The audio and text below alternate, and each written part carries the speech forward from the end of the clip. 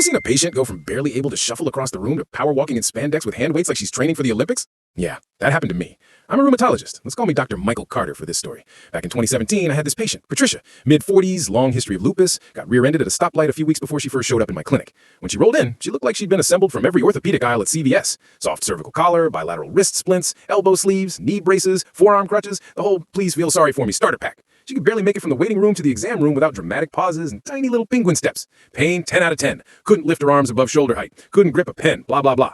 Classic post-whiplash plus lupus flare story, or so I thought. I saw her twice in the next month. Zero improvement. Range of motion still trash. Tenderness everywhere I pressed. Kept saying the pain meds barely touched it. I adjusted her meds, ordered PT, the usual. She nodded like she was on board, but something felt off. Not sure what it was yet. Then one Saturday, I was on call and had to take the back roads to the hospital because some 5K charity run had the main drag shut down. I'm cruising through this quiet subdivision, windows down, radio on, and I kid you not, there's Patricia. Full old lady neon spandex, swinging 5-pound dumbbells in each hand, power walking like she's late for brunch with the girls. Hair in a perfect ponytail bouncing, chatting on her Bluetooth, big smile, no neck brace, no crutches, no limp, nothing. I almost drove into a mailbox. I slowed down just enough to do a double take, and yeah, 100% her. I didn't honk, didn't wave, didn't stop. Just kept driving and let that little scene burn into my brain.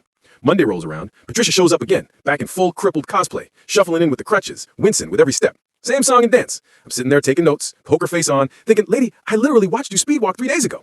But I didn't say a word, just documented everything like normal.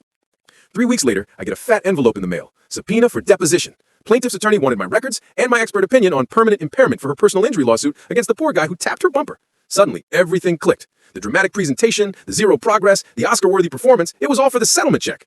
Deposition day comes. Fancy conference room, court reporter, plaintiff's attorney looking smug. They ask all the usual questions. Doctor, in your expert opinion, will Miss Thompson ever regain full function? Doctor, isn't it true that whiplash injuries combined with lupus can cause lifelong disability? I could have torched her right there. I knew where she lived. Chart had the address. Knew it was the exact street I saw her on. Knew it was her. But here's the thing. I couldn't swear under oath that I was 100.0% certain it wasn't her identical twin or doppelganger or whatever BS they'd spin. So I played it straight. I first saw her several weeks after the accident, so I can't comment on the immediate post-injury period. Based on my exams, however, her objective findings were mild, and my clinical impression was that she had an excellent prognosis for full or near full recovery with conservative treatment. You could literally see the attorney deflate. Patricia wasn't in the room, but I guarantee she heard about it later. Case settled for peanuts a month later. My buddy who does PI defense told me.